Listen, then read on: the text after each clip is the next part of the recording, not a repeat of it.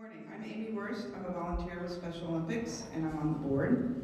And today I'm going to moderate the panel of parents. We have Jeannie Byland and her daughter Sarah is an athlete.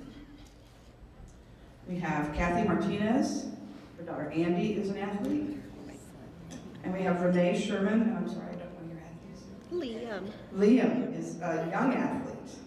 And how old is Liam? He's 8. He's 8, so going to start SOMO pretty quick.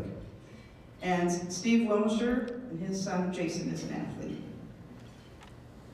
All right, we're going to start with some questions. And if anybody thinks of a question that they might want to ask that I don't cover, please come up and holler at me or something. We have some general questions, and the idea is just to delve into what it's like to have an athlete in your family and how it's impacted your life. So Jeannie, we're going to start with you. When and how did you find out that Sarah had a disability, and what was the diagnosis, and how did you learn of that? Sarah was this perfect, beautiful little baby. I'll try to speak louder. Sarah was this perfect, beautiful little baby, and there was no indication that there were any problems. And as she got a little older, the thing we started noticing is that she wasn't talking. And I kept saying to the doctors, she isn't talking, why isn't she talking? And they'd say, well, she'll talk when she gets ready. She's had a lot of ear infections, and she seems to be hearing fine, but she'll talk when she gets ready. So this went on till she was almost 3, and I'm still questioning, why isn't she talking? She walked pretty much at a normal age. She crawled. She did everything that was falling along the normal spectrum, but she wasn't talking. So finally, a friend of mine suggested to me she was working in working in special ed in the school, and she did some summer work at the diagnostic center in Hannibal, and we were living in Monroe City at the time. So she said, "Why don't we take Sarah and get her tested?" And I said, "Okay, that sounds great." So I went over there with my friend and another friend. Sarah's father was away at the time. And so we went over there and we tested her, and the lady came in the room and said, "She's retarded." And of course that hits you in the face like, oh, because I had no indication at that point in time. I just thought, well, we need some speech therapy, we need something to get her talking. The doctors kept saying there's no problem. I said, she's retarded. You need to start getting her some extra help. And they told me things that I could work with her at home and start sitting and working with puzzles and doing extra things like that. But they said, you know, her fine and gross motor skills look pretty good. Gross motor skills look great. Fine motor skills aren't as good, but she's retarded. So that's how I learned, and from there I reached out. We moved not too long after that, and I got different diagnoses as we went along. As she got a little bit older, things began to show up a little bit more, and we went to Columbia, had some testing done there, started her in speech therapy, and they said, no, her fine motor skills look good, her gross motor skills look good, she just have a speech problem we have to work with. I don't think she's retarded.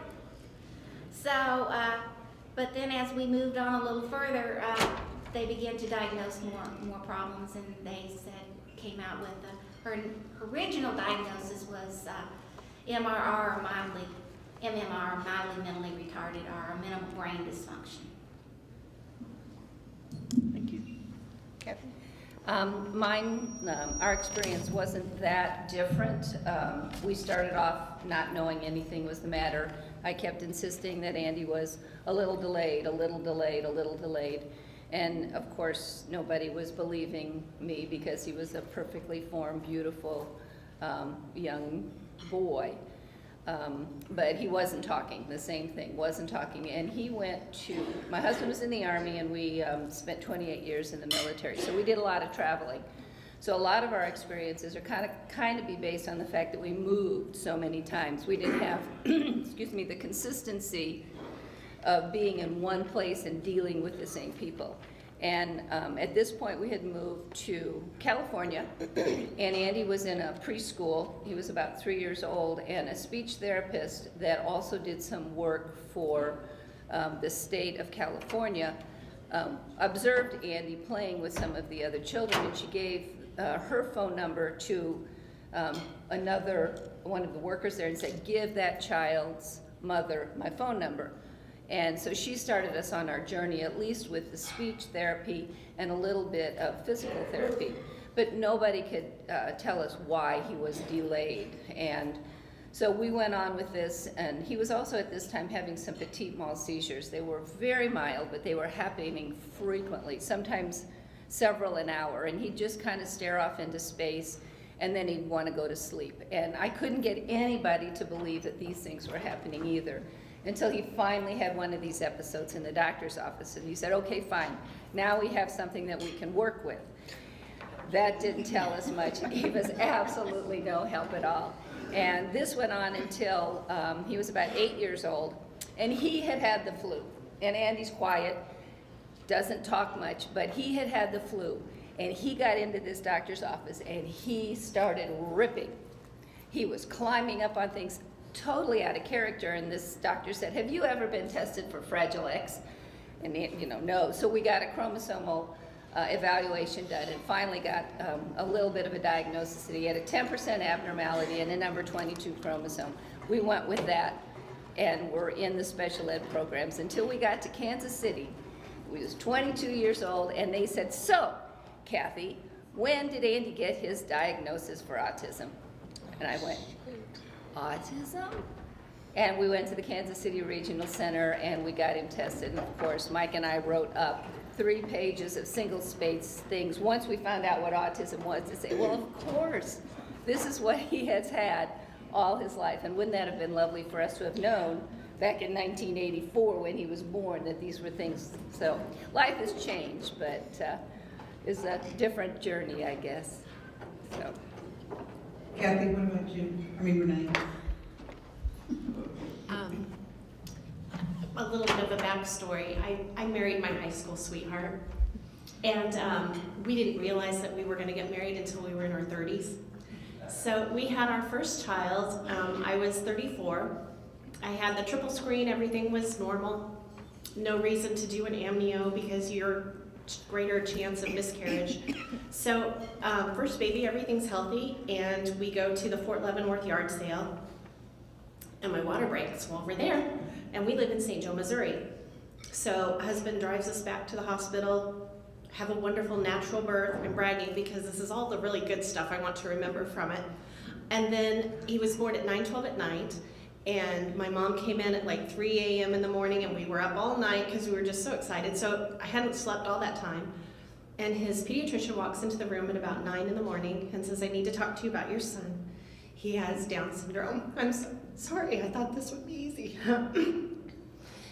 So he said he probably will never be a brain surgeon, but he'll do whatever he can do and whatever that you support him in doing. So our entry into the special world was definitely a lot different. We knew right off the bat, well, 8 hours later, what we were doing.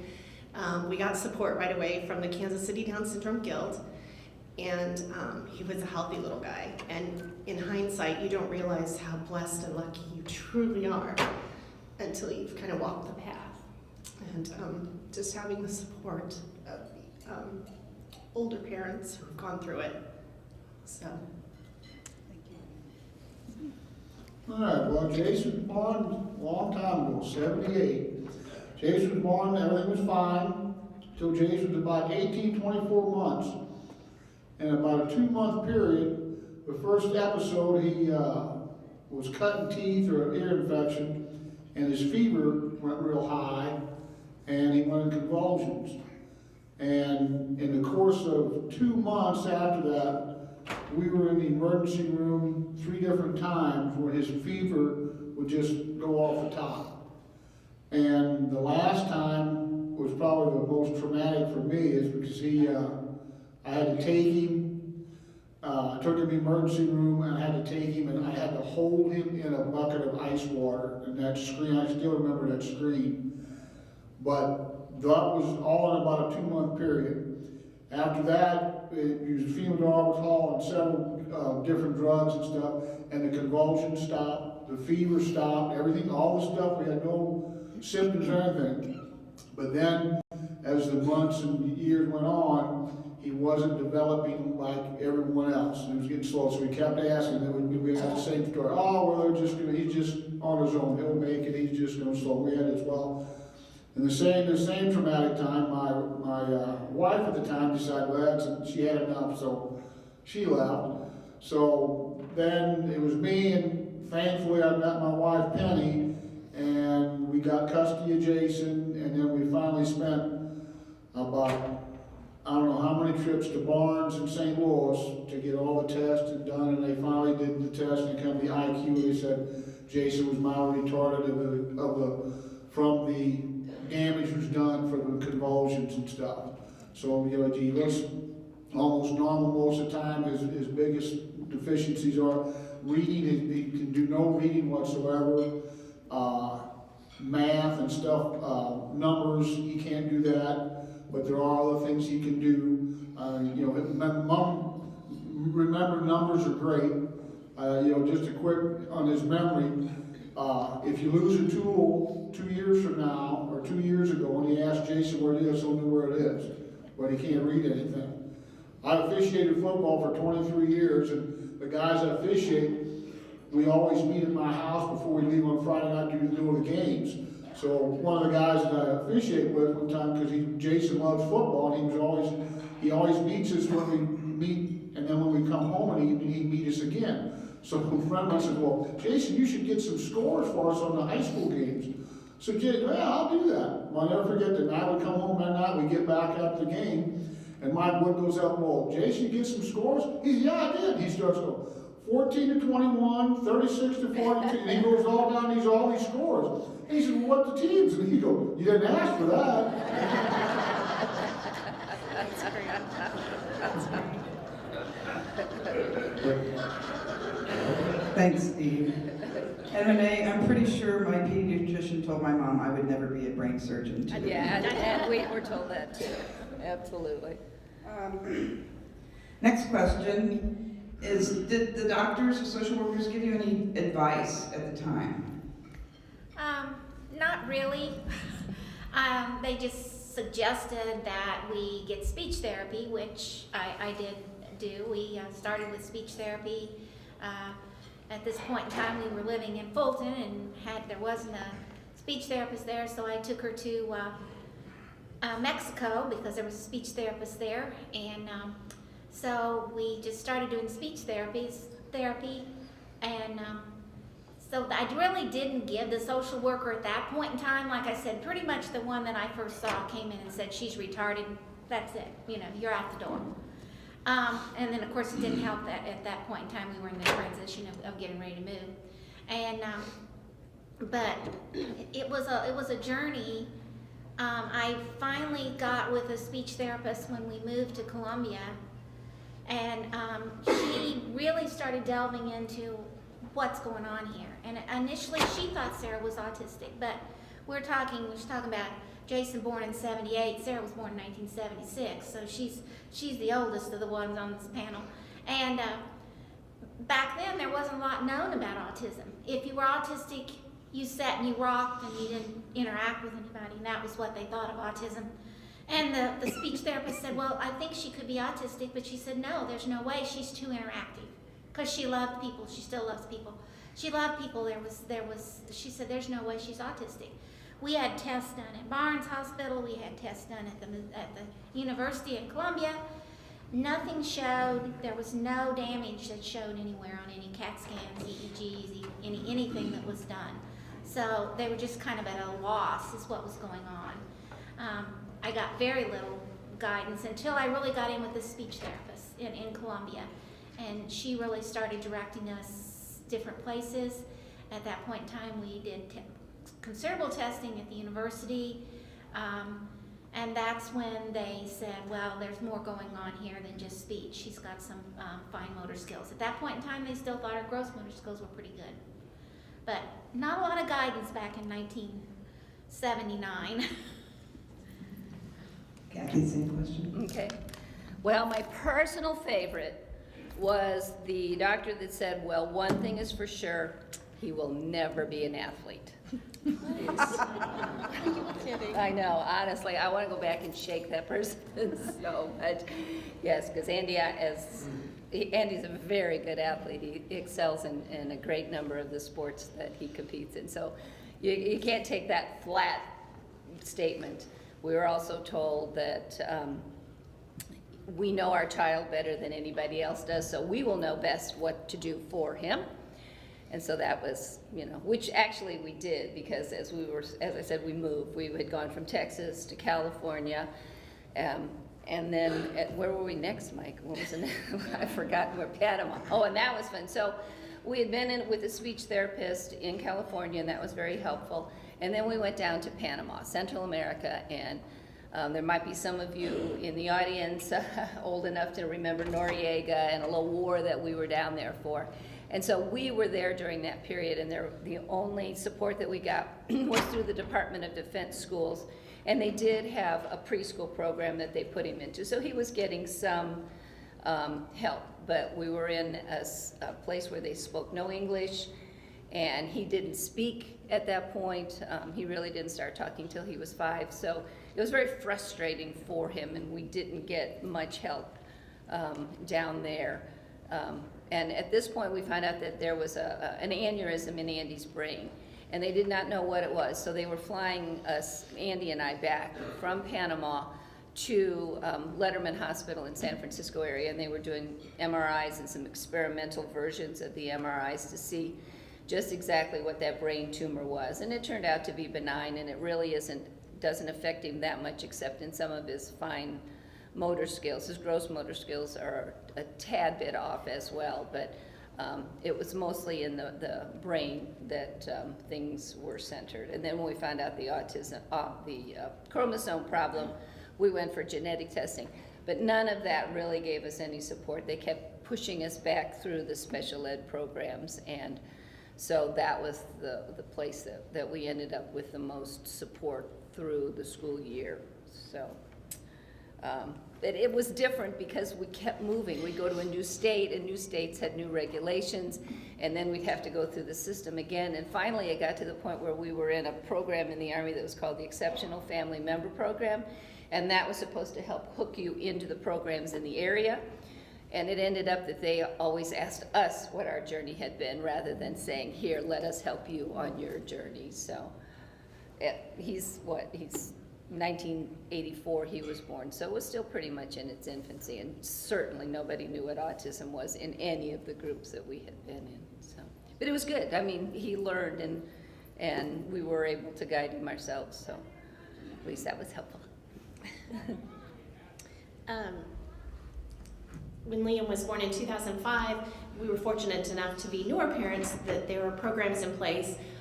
Parents as Teachers was the first one that we hooked up with, and being a firstborn, I didn't know what to look for, what to expect, not know that he wasn't meeting the certain schedules for kids. And she said, you might want to call First Steps. We were already enrolled in the program, we just didn't have a therapist yet, and she said, you might want to call them about getting a PT in here, a physical therapist. And so about the age of 6 months, we started working with a physical therapist. I guarantee you they don't wait that long anymore. It's just, we were new and kind of clueless. And so we started with all the therapies, then started filtering into the home. PT, speech therapy, occupational therapy, and a cognitive specialist.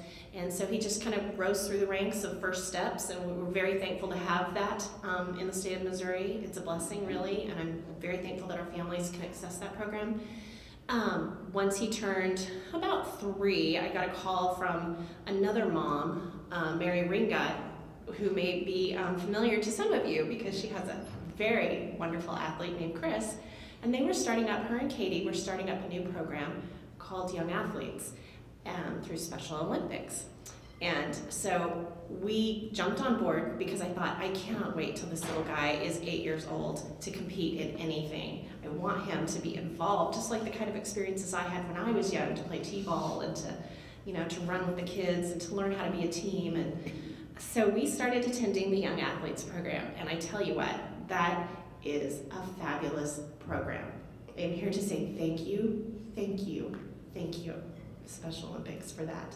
He learned to, well, I mean, he was already doing these things, but you know, just to have the opportunity to weekly meet with a group of kids who have like abilities, working with adults and volunteers and specialists that know how to work with the kids and to work on gross motor skills and to work on team building and sharing and coordination, and really just raising through the ranks, and to know that someday he'll be able to actually be an athlete like these other parents get to see their children do. So.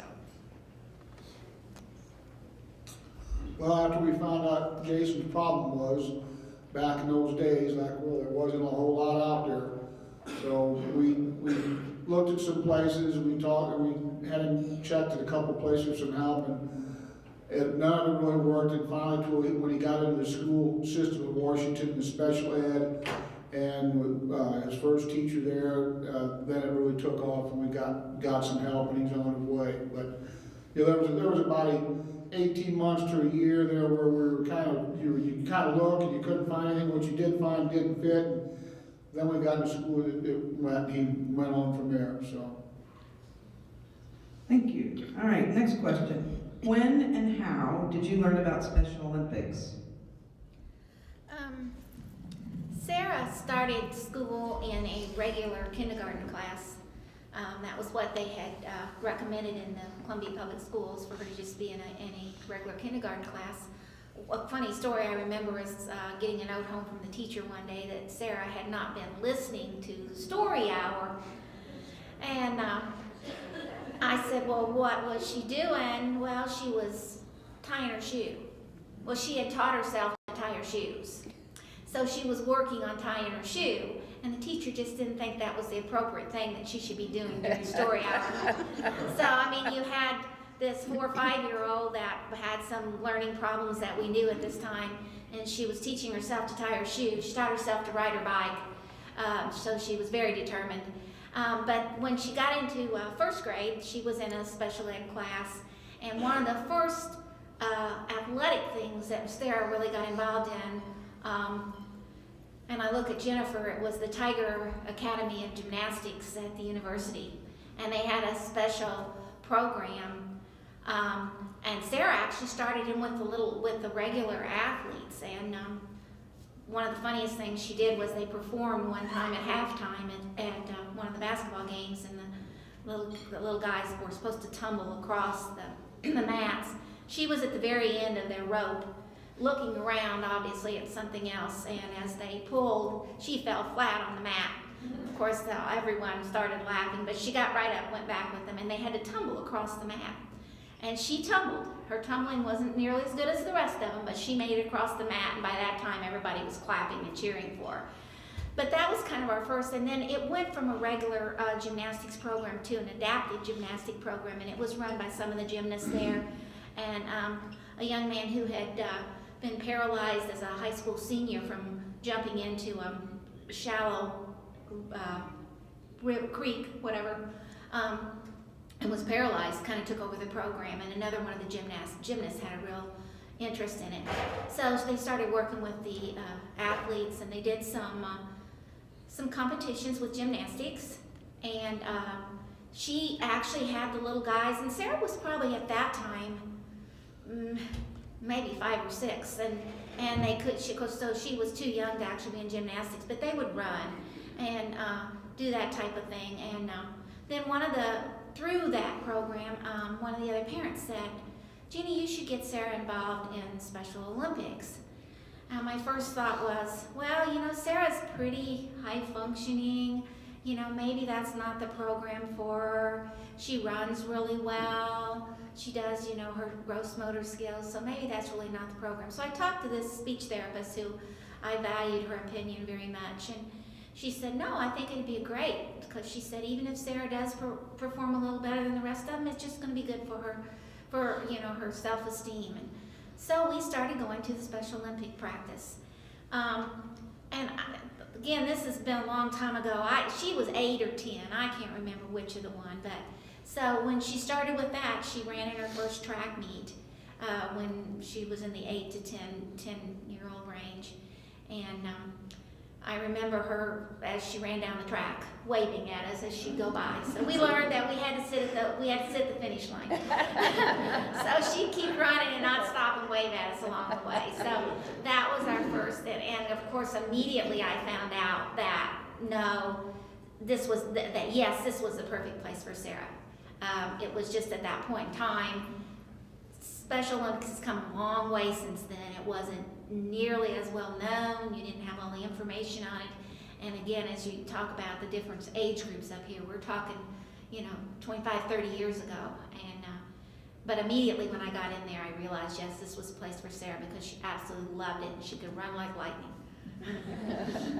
She still does. Well, Andy definitely had some physical delays, perfectly normal, but some things that were back. But we found out about Special Olympics. My husband was driving along and saw a sign posted on a pole on the side of the road that said, "Come out to Special Olympics basketball." And Andy was 11 at that point, and we were in Virginia Beach at that one. And Virginia Beach actually has a very wonderful Special Olympics program, even at that point. So Mike and I walked in with Andy not knowing what to expect. We didn't really know anything about Special Olympics at all at that point, except that we knew the words. And we walked in and there were all of the people there, and great big huge adults were in there, and there were 5, I guess, that were probably in Andy's size and age group and in the skills program. And they said, well, this is great, but we don't have a coach for skills. And so Mike, my husband, immediately said, well, we can do it, he could do it. And I was assisting. And so that started us on our journey. And not knowing at that point that Andy had autism, we struggled to get him through the touching, because people were touching. You have to play basketball and you might get nudged or touched. He'd hold his arm and he'd say, didn't like that being touched stuff. So it helped him work through some of the things that had been a challenge for us. And then from that point in Virginia Beach, we went to Germany. And Germany, of course, didn't have anything going, but Andy got to participate in an unusual experience because they had the European World Games going on at that point. And Germany needed to send a bowling team. And Germans don't bowl. They have this little tiny ball that they throw at pins, but it's not the American bowling that we're used to that's part of the Olympics. So they said, hey, can Andy bowl? Well, he'd never bowled before. So we went to the bowling alley and we just bowled every day. Bowl, bowl, bowl, bowl. And he liked it. He'd get up to the line and he'd throw the ball. That was pretty much the whole thing. But he was doing pretty well. So we said, sure, and we sent him on trains to the Netherlands where they had the European bowling, and he came back with a bronze medal, and he got to meet Eunice Shriver. So it was a wonderful experience. So we got to at least keep the Special Olympics up through Germany, and then we came back to Pennsylvania, and we knew he could bowl, so we stayed with that. We got back to Virginia, and at that point, we really exploded into the Special Olympics program. Andy started playing some of the softball, and he was a bowler, and he did the basketball. And at this point, Mike and I are now fully engaged and coaching and watching Andy grow, the experience and the confidence, and I can do this, and look at my medal, all of the things that are joyful about the competition in Special Olympics brought out a side of Andy we had never even knew. Did we know you were an athlete? Yeah. You were pretty good at that, huh? So anyway, thanks. Well, I kind of gave mine away. The young athletes. He's been quite an ambassador, I think. Last year he was able to go to a polar bear ball where they raise funds for the polar bear plunge as a king candidate, and he hated that. He got to wear a tux, he got to dance with all the girls. He loved every minute of it. That's his forte. I told Katie if they ever come up with an event that involves dancing, my son will be first in line for that event because he is a showman. The first sport that we participated in since he's graduated out of Young Athletes was softball. And he likes to do his thing and then run back to the bench or sit with mom or dad. staying with the team has been kind of a struggle. So the first tournament we were involved in, was that Savannah? We were up in Savannah. He goes up to bat. For his first time at bat, he's got the shoulder on his bat. He's practiced swinging and everything. But he's got that giant helmet. He's the little guy, the little head, you know. There's probably a picture of him with the helmet, maybe. It's covering his whole body. He's got that bat on his shoulder, and he's walking up to the plate, and he's going, waving at every single person in the crowd. And I thought, it's not about the sport for my son. It's just not. That's not who he is. But he's doing what he loves because he's getting the attention and the people, and I think that Special Olympics is giving us that. So. Well, we had, Jason got started and I got started. Jason first was in grade school.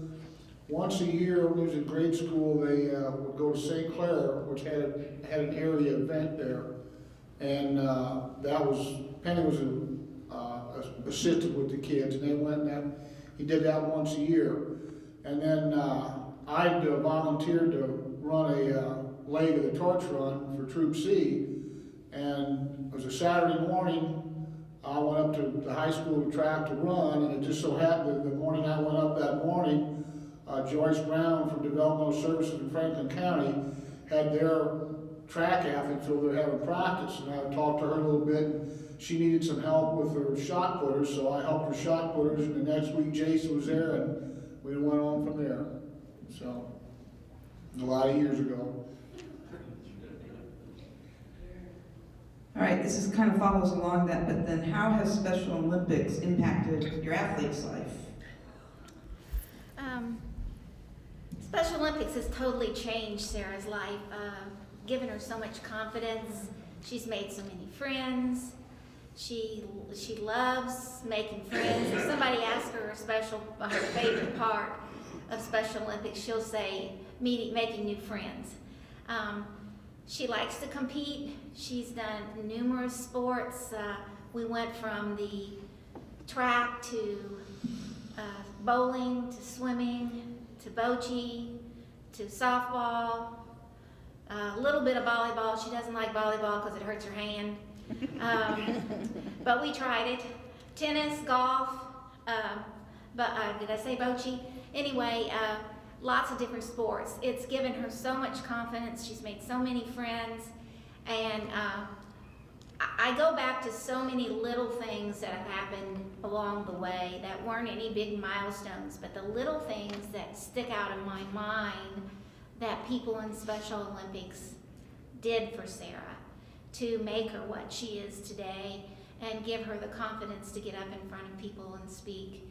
Even though it's difficult for her to speak, she doesn't mind. She may not be understood all the time, but she's usually going to keep it up till somebody does understand what she says. So she's very persistent. But it's allowed her to travel. It's allowed her to become more independent. I can remember being at a track meet back when Sarah was still in high school, and Susan Schaefer walking up beside us and looking out there, and I think Sarah must have been a senior at the time. And Susan says, "Oh boy, I get her next year."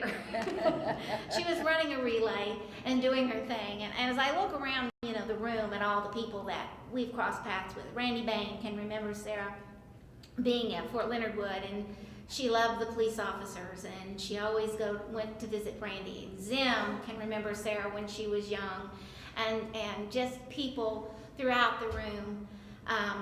I relate to Steve in the fact that when Sarah was 4, her father decided that he was causing more problems for Sarah and he was going to leave. So since she was 4, I've pretty much had Sarah on my own with the support of my family and my Special Olympics family. Special Olympics has definitely given Andy the confidence, and a lot of the things that Jeannie has said that Sarah got out of it. I think that's really the point of being in a being in a program that is this supportive. It helps the athletes get confidence within themselves, and it certainly worked with Andy. He's shy, he's introverted. Conversations are difficult to get him going. Once you get him into a subject that he is knowledgeable about or he's focused on, then he'll give you some information. But it's always been a struggle to get him to talk to people or to remember who people are. And the things that he has done in Special Olympics have really brought that out in him. In 2009, we had now moved to Missouri. Yay! And I'll tell you, we researched. When we were getting to the point where my husband was going to get out of the Army and Andy was going to finish with the high school program, we researched. And then I had done that for every place that we had been to find which school program would be the one that fit for Andy in each of the places. And when we were looking to retire, the first retirement, because now my husband works out at Fort Leavenworth, we talked to lots of people, we made phone calls, and Susan Schaefer, do you remember I called you? That's who they told me to connect up with. And we came to Kansas City because the Platte County program fit where we wanted Andy to be, and because Missouri had such a wonderful Special Olympics community, and it worked. We immediately got support, and we fit right in. They sent Andy to World Games in 2009 as a snowshoe racer in Boise, Idaho, and that was his first experience, really a big experience as an adult, able to comprehend where he was and what he was doing and the enormity of what was going on. But because we were in the snowshoe racing, it was a small venue. He went to the camp in Colorado, the Olympics camp in Colorado, and he was taught at that camp how to eat properly, how to exercise. You must work out 45 minutes a day.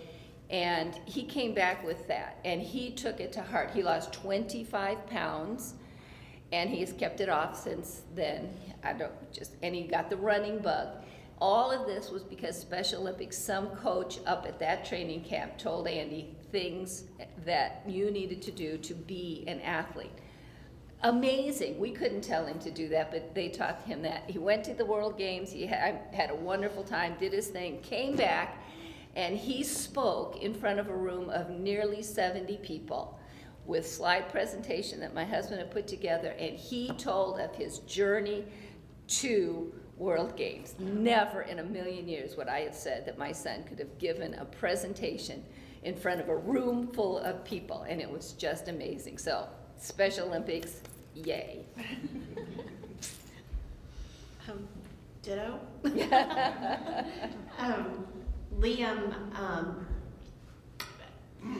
he's gained from Special Olympics. Sometimes I feel like the parents have gained more, but then we're still young. He's still finding his sports. Swimming is a passion. He loves to swim. Softball, we've tried flag football, and I can only imagine what else he'll get into. Just the sense of community and the sense that of equalness. He tried regular soccer, not regular, what do you call that? Like little kids soccer through the city league, and you could just tell. I mean, he could do it, but it wasn't his thing, and just the parents are different in that environment, and the coaches are a little. I mean, they want him to succeed, and they were cheering him on, but you can't compare that to the parents that belong in Special Olympics. There's no words for it. There's just a special group of people. And our first parade, where we marched around for the athletes' parade, just the volunteer base that is there for this group of people is so overwhelming as a parent.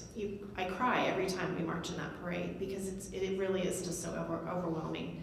So, he's still finding his niche. We'll see what he does. Well, especially to Jason, as far as the athletes and sports, our guys, all our athletes, our guys are the guys that have been left behind forever and everything else. Well, with Special Olympics, this gives them a place where they compete with their peers. Everybody's the same. These are our people. And that's part of the biggest thing for Jason is we're all together with one family. And it doesn't make any how good you are, how bad you are, we're all together. And everybody understands that. You don't see that in the other sports because we all know the sports are crazy now. So much pressure that parents can put on. But this is a special group here, and these guys thrive in this.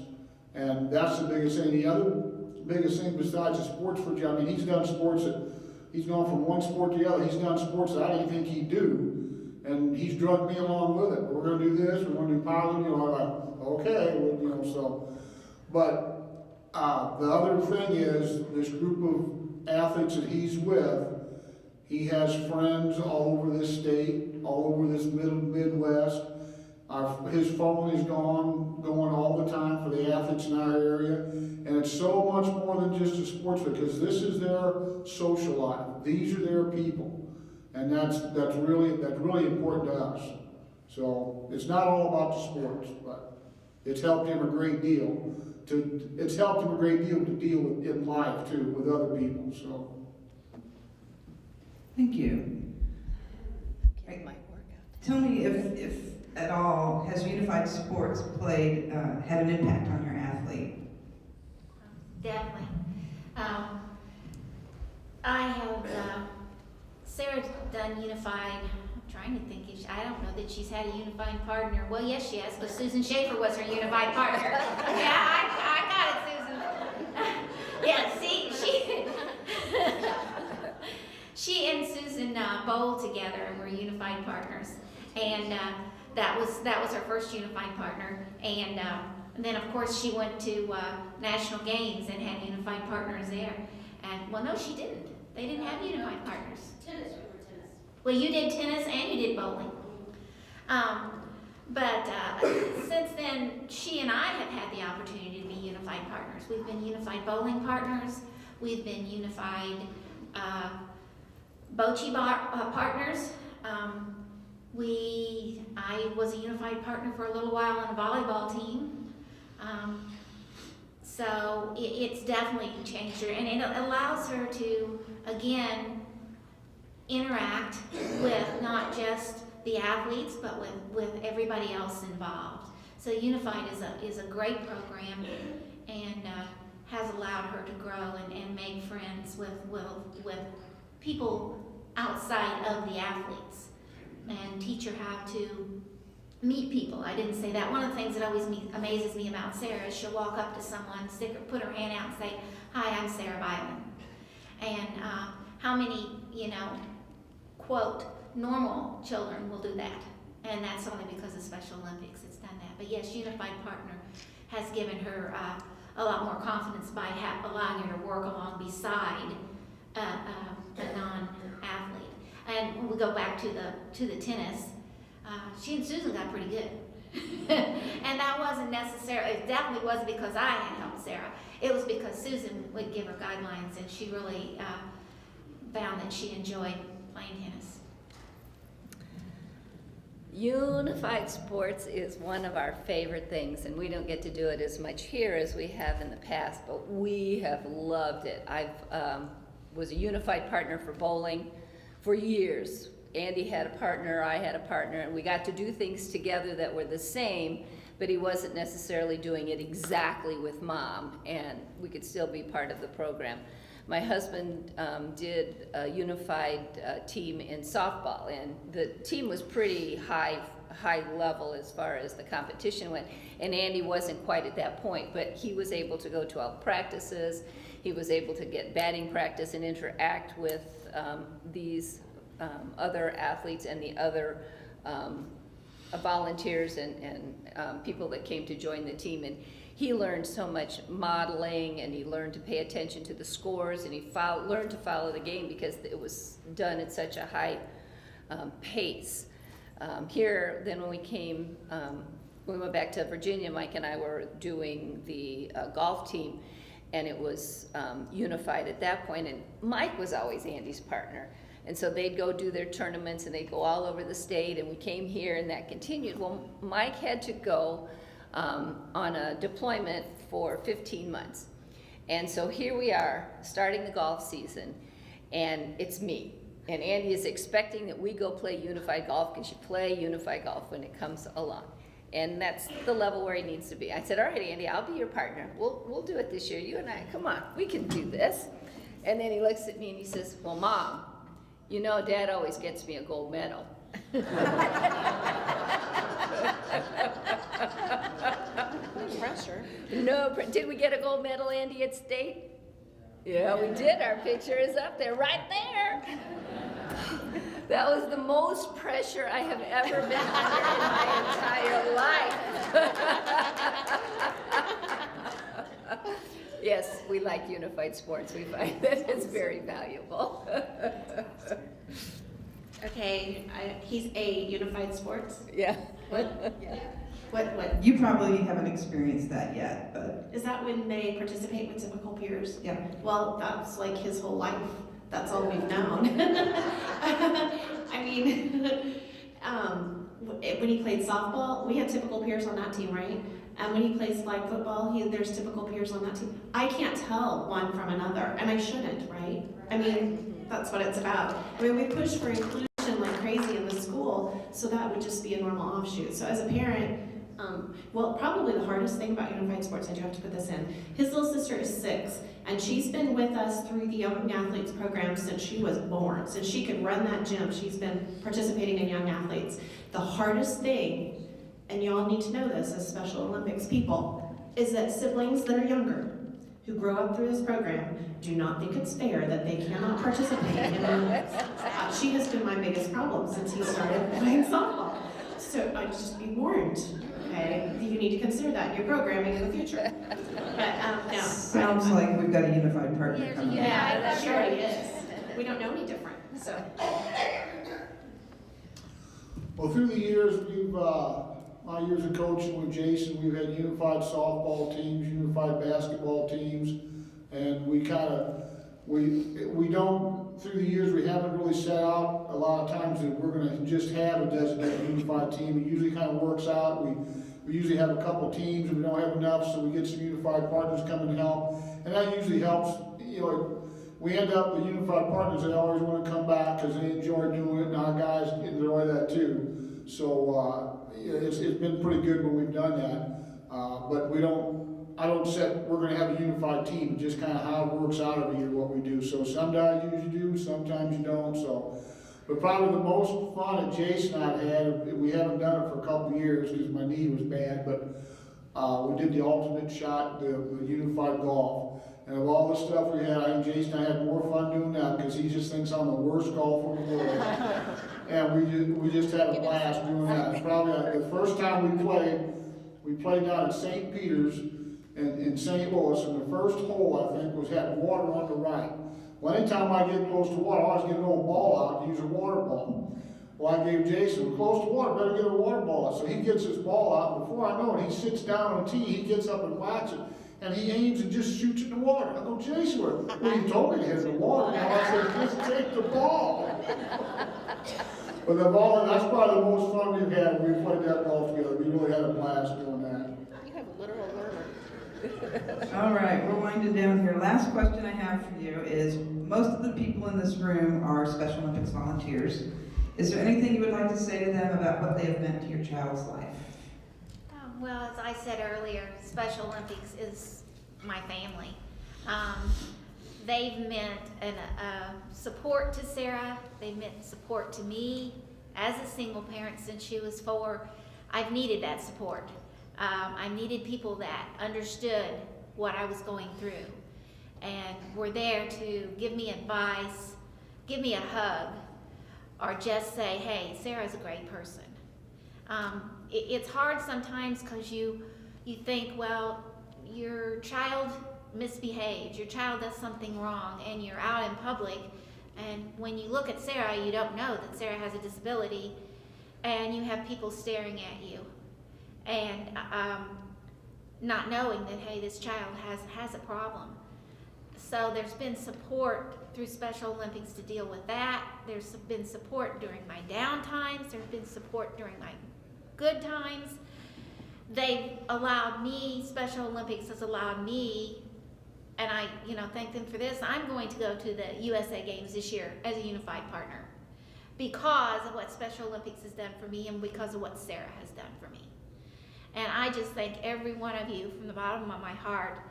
And please keep doing what you're doing because there's so many parents out there that need it, that don't have it. And just keep doing what you're doing, and thank you so much. How many ways can you say thank you and you're wonderful? When you don't have the support, when you're kind of flailing and you're wanting to get your child involved in something and they don't fit in the regular programs, to all of a sudden come into a place like this where so many People are willing to give wholeheartedly and unselfishly, and they do love your child, and they love you, and they love the fact that you're all working together. You become the extended family. There's so many people. The coaches become some wonderful being to look up to, and you encourage and you guide. Those things are so important because they get tired of maybe just the parent. Your athlete or your child, you want them to get as many experiences as they can. And with a group of volunteers like this, they get those experiences from the many different outreach programs and the talented members of the team. And my Andy soaks it up. My coach said do this, my coach said do that. It's wonderful modeling, and I just don't know how we would have gotten along without all the wonderful volunteers that come every single time. So yes, I don't know how else do you say thank you, but it's just heartfelt. So.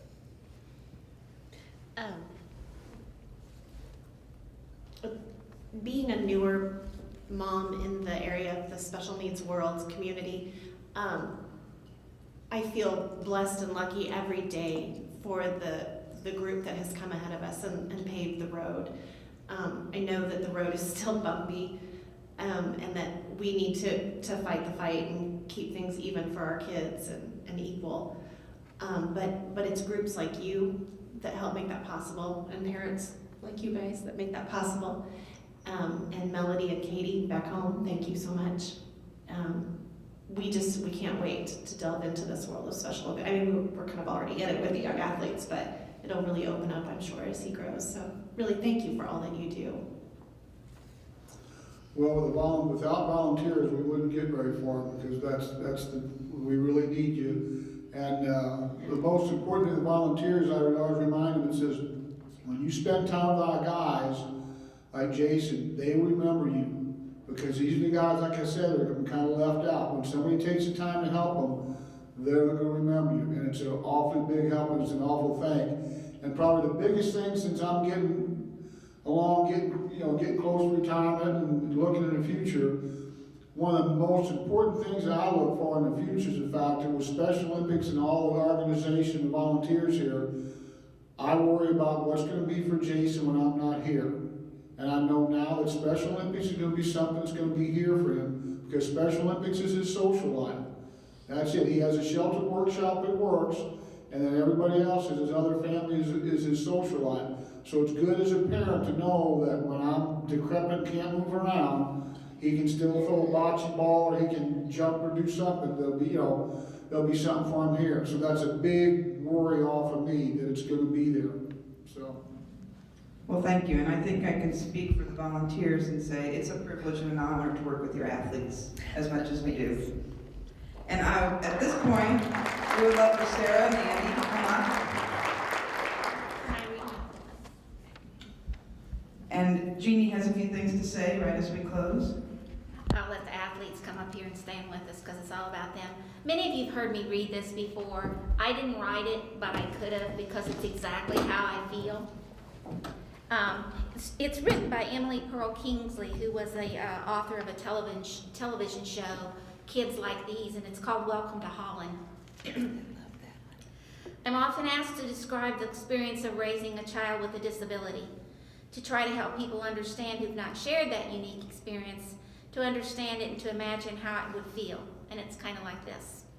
When you're going to have a baby, it's like planning a fabulous vacation to Italy. You go out and you buy a bunch of guidebooks and you make your wonderful plans.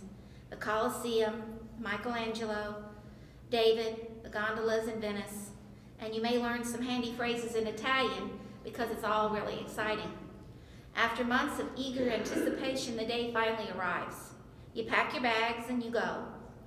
Several hours later, the plane lands. The stewardess comes in and says, "Welcome to Holland." Holland, you say? What do you mean, Holland?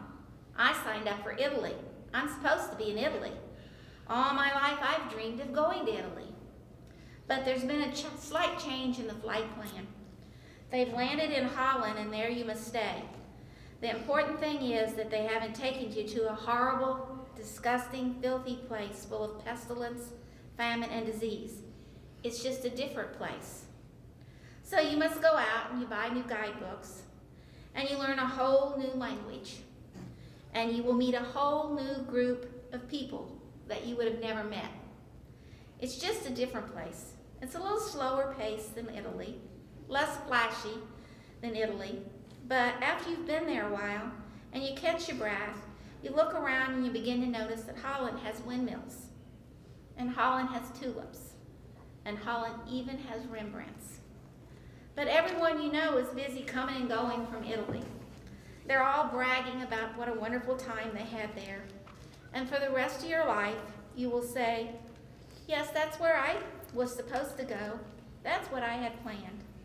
And the pain of that really never ever goes away, because the loss of that dream is a significant loss. But if you spend your life mourning over the fact that you didn't get to Italy, you may never be free to enjoy the very special, the very lovely things about Holland. And we all have gotten to share Holland.